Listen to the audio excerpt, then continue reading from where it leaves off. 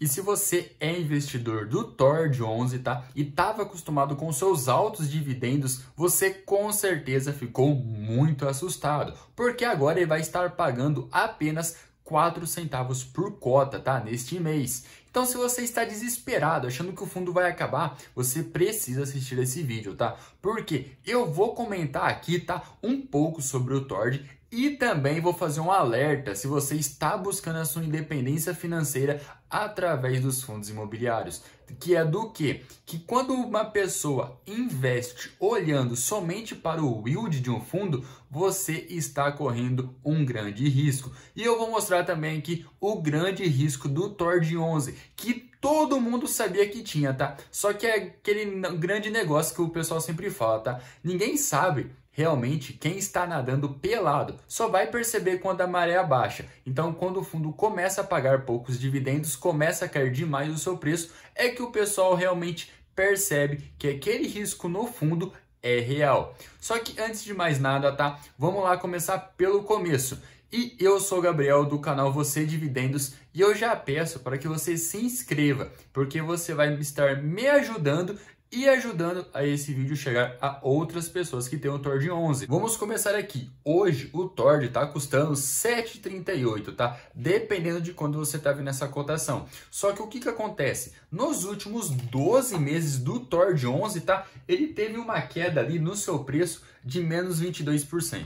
Então, o que acaba acontecendo? Quando você olha o seu dividendo e tira a queda, você não teve nenhum lucro real. Você teve prejuízo se você investiu apenas no TORD11, tá? Só que vamos ver algumas informações básicas aqui do TORD11, tá? Deixa eu dar um zoomzinho aqui para facilitar a vida de todo mundo. A sua liquidez diária é de mais de 53 mil negociações, tá? Então, ele é aquele fundo que se tornou bastante popular por estar custando aí na casa dos seus R$10. Só que ele estava pagando muito dividendo na época e agora está pagando muito menos. E eu vou mostrar para vocês o porquê ele está pagando menos, tá? Mesmo mostrando o relatório gerencial do mês de novembro, que ainda o mês de dezembro ainda não saiu. O seu último dividendo aqui foi de 8 centavos, está desatualizado, tá? Porque tá pegando dividendo no mês de dezembro. O seu patrimônio líquido é de 493 milhões, com o valor patrimonial de R$14.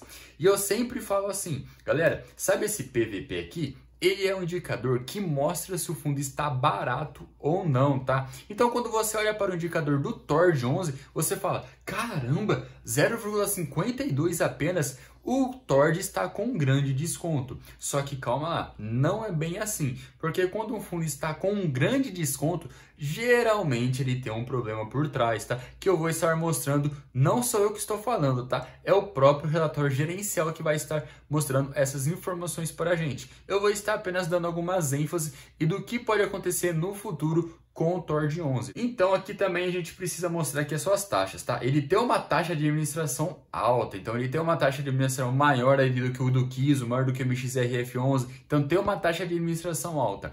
Além disso, ele tem uma taxa de performance bastante alta também, tá? Que é de 20% do que exceder 100% do CDI. Então, além de ele ter uma taxa de administração alta, ele também tem uma taxa de performance altíssima. Só que existe uma contrapartida, que é do que?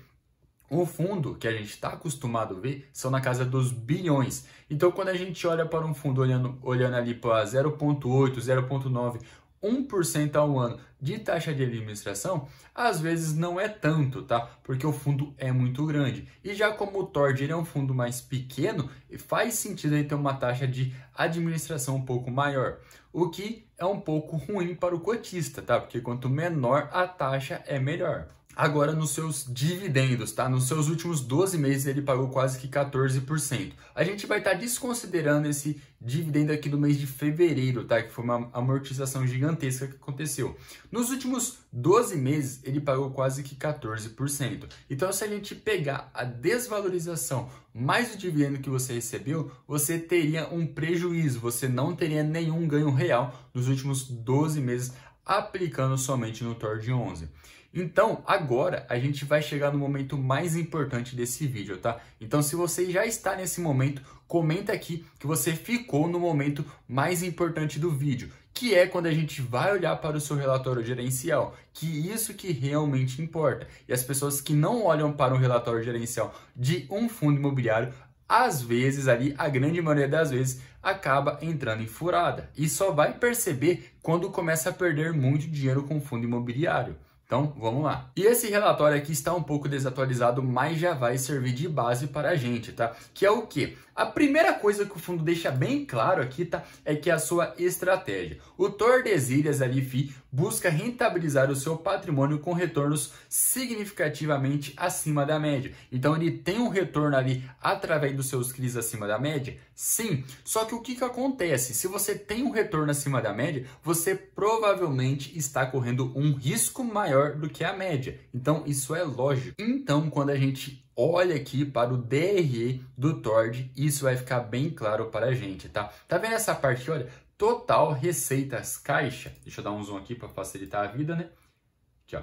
Total receitas caixa. Então, o que acontece? A sua parte de CRI e FIIs é o que mais dá dinheiro para o Tord, tá? É basicamente esses dois somente que dá dinheiro. Porque esse equity não é algo que dá dinheiro recorrente. Então, o que vai acabar acontecendo? Por não dar um dinheiro recorrente, os dividendos ali em relação ao valor patrimonial do Tord 11 vai acabar vindo menor do que a média. Só que o que vai acabar acontecendo? Chega um certo momento ali que ele vende algum desse equity e que paga em um único mês 20 centavos, por exemplo, por cota. E o que isso já aconteceu, tá? Então, a renda recorrente do Tord 11 é baixa, porque a maior parte do seu patrimônio líquido está em equity e esses equities não têm rendimento mensal, tá? Então, ele tem somente ali a parte de FIIs e CRIs que tem rendimento mensal. E se você olhar aqui com bastante atenção, você vai ver que em janeiro de 2022, 1.125, 1.08, 822, 942, você vai começar a ver que em janeiro de 2022 estava tendo 1.125 milhões e agora tá na casa ali dos seus 737. O que isso acabou acontecendo? Teve uma queda ali no seu ganho de CRIs de menos 30%, tá? Então teve uma queda de quase 30% nos seus rendimentos somente com os CRIs. E quando você olha para os fundos imobiliários, também aconteceu uma grande queda no mercado de fundo imobiliário, o que isso influenciou demais nos resultados do Tord 11, visto que ele tem muito fundo na sua carteira, tá? Então a gente vai ver aqui na sua parte de sua composição do seu patrimônio líquido que ele tem muito equity e muito fundo imobiliário. O que vai acabar acontecendo? Esses equity não performam, então ele não tem um rendimento mensal. E esses fundos estão levando muito pau, o que significa que o Tord vai estar pagando cada vez menos ali durante o mês. Só que isso pode ser uma estratégia do fundo, porque chega simplesmente o mês que ele vende algum terreno ali do Tord 11 que ele possui em carteira, alguma coisa ali do seu equity, e ele tem um grande lucro, o que vai dar um grande dividendo, não recorrente, mas vai ser um grande dividendo para o cotista. E mostrando para vocês que isso não é a minha opinião, tá? Que seria isso daqui, olha, sua alocação por tipo de ativo, tá? 17% está em CRI, 40% em FIIs e 41% em equity, tá? Então lembrando que esses equities não têm rendimento mensal, porque é algo que você olha um pouco mais para o futuro, para ter um rendimento ali absurdo no futuro. E isso não tem um rendimento mensal, o que acaba contrariando ali um pouco ali os fundos imobiliários que a gente está acostumado. Esses FII aqui que tem mais de 40% é um grande problema hoje para o Tord 11, porque esses FIIs caíram demais. Não foi somente um, somente dois, mas todos os FIIs em geral caíram. Então, como que a gente já viu que o Tord 11 tem um patrimônio líquido menor do que outros fundos de CRIs que a gente viu, você provavelmente já imagina que ele tenha uma quantidade de CRIs bem menor do que aqueles fundos maiores, como MXRF, Iridium, Equitare, e exatamente isso que acontece, tá? Só que não sou eu que estou falando, tá? Aqui estão as informações. Se ele tem apenas 17% do seu patrimônio líquido em CRIs, ele vai ter pouquíssimos CRIs, tá? Então, para vocês terem uma ideia, ele tem apenas 1, 2, 3, 4, 5, 6, 7, 8 CRIs em sua carteira, tá? Eu sei que são excelentes taxas ali, tá? Com uma duration até que bacana, só que o que acontece? Quando você investe em um fundo de CRI, você não quer diversificar, você quer pulverizar, você quer o máximo de CRIs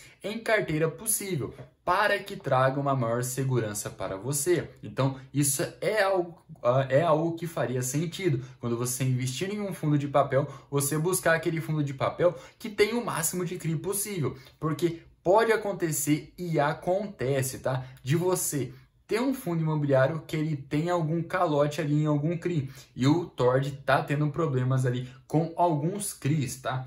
E aqui ele também tem a sua parte de fundos, tá? Ele tem o Devante ali, FOF, tá? Que não é um fundo que eu gosto, só que ele tem. E ele também tem o Serra Verde. Para quem tá acompanhando o Serra Verde, tá tendo ali uns calotes ali, tá tendo alguns problemas no CRI do Serra Verde, tá? Então, provavelmente, o dividendo do Tord Jones nos próximos meses não vai vir algo tão animador assim.